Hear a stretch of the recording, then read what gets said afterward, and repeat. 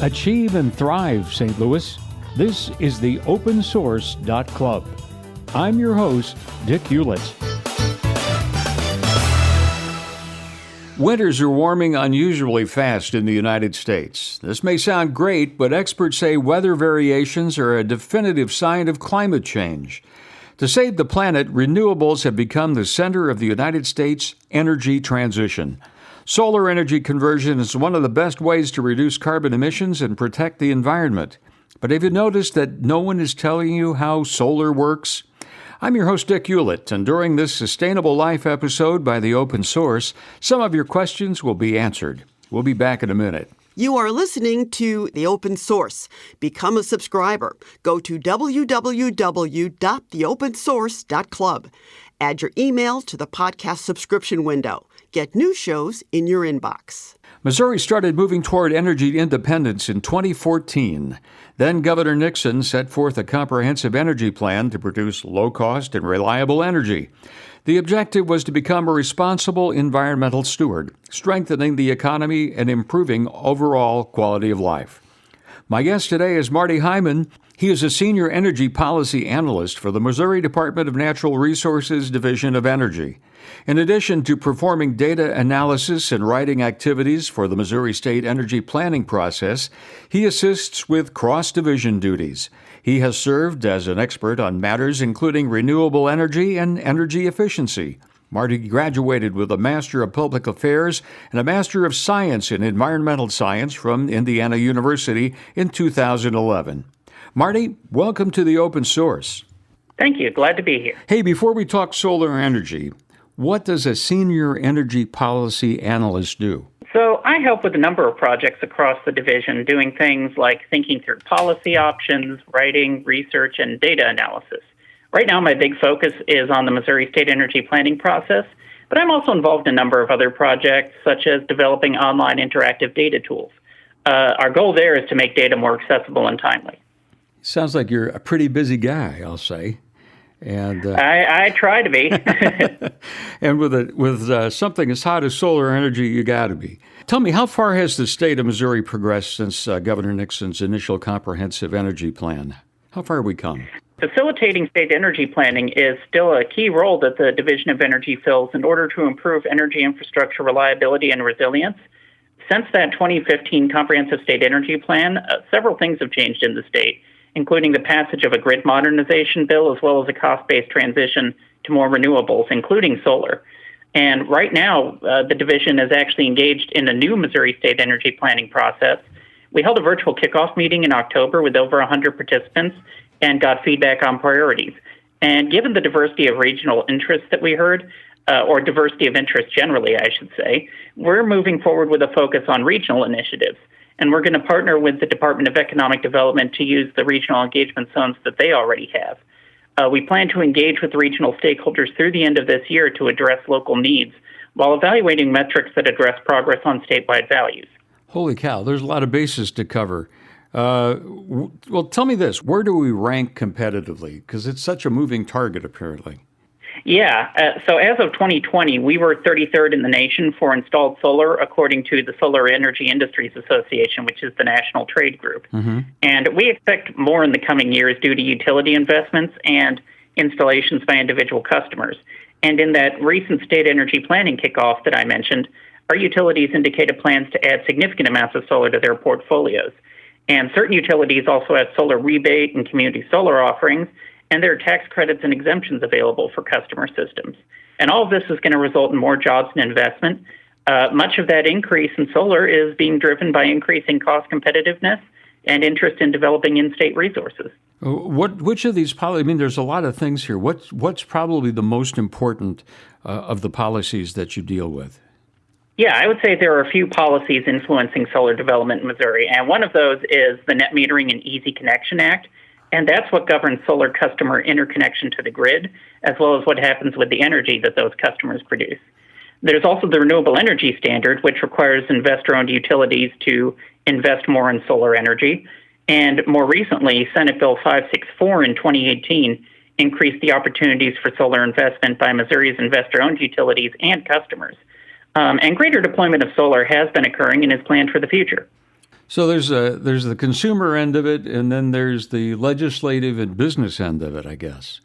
Yeah. It's being driven by sort of all of these different forces coming together. And where does that take us in the future? What's coming up? What do you see the future projection? I would definitely expect to see more solar installations in the state, especially with those declining costs that I mentioned. And that trade group I mentioned earlier, the Solar Energy Industries Association, expects about 709 more megawatts to be installed over the next 5 years. And just for comparison, we already have about 293 megawatts installed in the state. It's a big deal. I mean, why? I mean, it seems kind of obvious, but why is solar such a hot item? Well, in the past, solar energy systems may not have been cost competitive for many applications, but the cost of technology has declined recently. And that's enabled some individuals and businesses to consider solar as an economically viable option in particular circumstances. And along with individuals, there are companies like Amazon and GM that are interested in renewable energy. And, sort of close to home, the IKEA store in St. Louis actually has a 1.28 megawatt solar system. And just for comparison, a residential system you'd think is somewhere in the order of 5 kilowatts. And there's 1,000 kilowatts in a megawatt, so that's a lot of residential systems. So it's important for IKEA, but why is it so important for the state and its economic development? Is it because we don't have enough energy? What's the deal? Well, there are 109 solar companies in Missouri, and the industry has invested $746 million, almost $746 million in the state. And a recent report listed 2,647 jobs in Missouri, for which most of the time was spent on solar. Now, that was pre-pandemic, so that's probably changed. Wow, I did not know that. What types of jobs are you talking about? There are a variety of jobs in the solar industry. That can include anything from installation to manufacturing to selling the solar panels. And if I wanted to get involved in it, is there training? Is that available? Or? Yeah, there are solar job training efforts in Missouri, as a matter of fact. St. Louis Community College offers courses, so does the Metropolitan Community College. And the city of St. Louis, actually, along with other partners, recently launched a solar workforce development pilot. And as solar becomes a more common energy source, there will probably be an increased need for these kinds of programs. And from a consumer standpoint, how much of a cost saver is solar? Is it worth the time to do that right now? Well, that kind of depends on factors particular to each individual application. So some of the chief considerations would be the prevailing utility rates, solar energy system costs, and how energy sent to the grid is treated. So before going solar, consumers should also assess what they can do to save energy through energy efficiency options. How do you do that? So from the energy efficiency side, there are a number of things you can do. One of the first steps you can do is to get a home energy audit. And I think we actually have a list of certified home energy auditors on our website, energy.mo.gov. And they'll help you identify ways to save energy, like, I think the one people think of often is, changing out a light bulb to an LED. But, it could also be something like improving your home insulation, any number of things. I've heard something about if you generate solar energy, there's a process of maybe selling it back into the grid. Yeah. So that law that I mentioned earlier, the Net Metering and Easy Connection Act, under that law, electric utilities have to provide a service to customers that have solar energy systems with the same rates as those utilities give to other customers. And in addition, the energy that the customers generate offsets their usage on a one-to-one basis every month. So in other words, energy that's generated by the sun cancels out the per kilowatt-hour rate that you pay on your monthly bill, although other charges like the fixed customer charge may still apply. Yeah, and for anything that you generate above your monthly usage, at the end of the month, the customer is compensated at something that's called avoided cost, and that's roughly equivalent to what the utility doesn't have to pay for energy as a result of receiving the generation. And usually that's below the retail per kilowatt hour rate. Wow, that sounds pretty cool. Hey, I've read something about solar community sharing. Now, what's that? And is that worthwhile to do here? Or? Yeah, and so in Missouri, some utilities do offer ways for customers to buy solar energy through them. And those types of arrangements are often called community solar. And Ameren actually launched a community solar program that had such good participation that they're looking to expand the program. And so customers can check with their local utilities to see if there are any community solar options along with the associated costs. Wow. And speaking of costs, solar panels are still kind of expensive. I know the prices are coming down. How long does it take for a return on investment? When do you turn that corner? So that's another one of those it depends questions. The cost is going to depend on your particular installation. And among other factors that will affect cost will be the size of the system, along with things such as the orientation of your roof, if you're mounting the solar system on your roof, and whether or not there's any shading from trees. A solar system would cost somewhere between $2,000 to $3,000 per kilowatt installed. So if you were looking at a 5 kilowatt system, that's somewhere in the $10,000 to $15,000 range. And the length of your return on your investments can depend on factors like cost, prevailing utility rates, and how that energy sent to the grid is treated. I gotcha. I guess you need to go right to an installer and they can do some kind of an estimate for you. Where do you find these people? So we do have a list of solar installers on our website, but it's not meant to be an endorsement of particular businesses. Mm-hmm. So options for researching experience and reputability would be to contact the Missouri Solar Energy Industries Association, local utilities, or even the Better Business Bureau. And this is a major purchase, so finding a good installer and doing a bit of comparison shopping is going to be important. Well, if I'm handy with tools, could I do it myself? Well, I don't know if I'd personally recommend a DIY project for the average homeowner. I mean, I certainly wouldn't trust the system I put in myself. Had a lot of climbing on the roof, right? Probably, yeah. Are there alternatives to solar panels?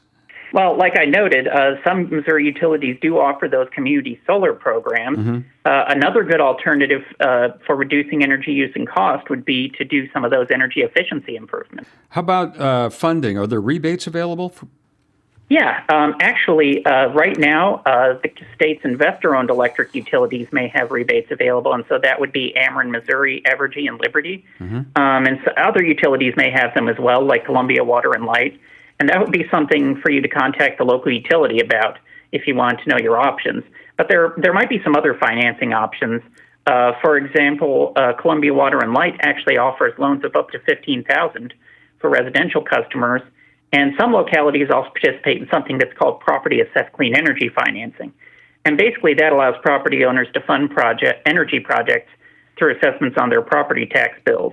And then there's also this concept of a group buy program. So in the St. Louis area, what Renew Missouri and Straight Up Solar are doing for residential and commercial customers, they basically have a program that's looking to achieve cost savings by grouping consumer purchases together. You can buy it and own it. Can you lease it? Or is that, I guess that's a financing option. That would probably be something to check with the solar company. Tax benefits, are there any of those? Yes, there are federal and corporate personal tax credits available for installing solar systems. And there's also a law on the books in Missouri right now that exempts solar energy systems not held for resale from state, local, and county property taxes. So definitely, want to consult with a tax professional to see what options might be out there. I was just going to say that. A lot of stuff to consider. We'll be back in just a minute. You are listening to The Open Source. Become a subscriber. Go to www.theopensource.club. Add your email to the podcast subscription window. Get new shows in your inbox. Hey, Marty, thank you for your time. You've provided some great information for anybody who's looking to convert to solar. And links to the resources are on our website, which is www.theopensource.club. Thanks so much. Happy to help. Really, I had no idea about the significant strides that Missouri was making and the positive impacts being made for residents. Truth, I didn't know how solar worked either. Hopefully, our listeners have found this information to be helpful, because I certainly did. I'm your host, Dick Ulett, and this has been a Sustainable Life episode by The Open Source. Thank you for listening, St. Louis, from the team at theopensource.club.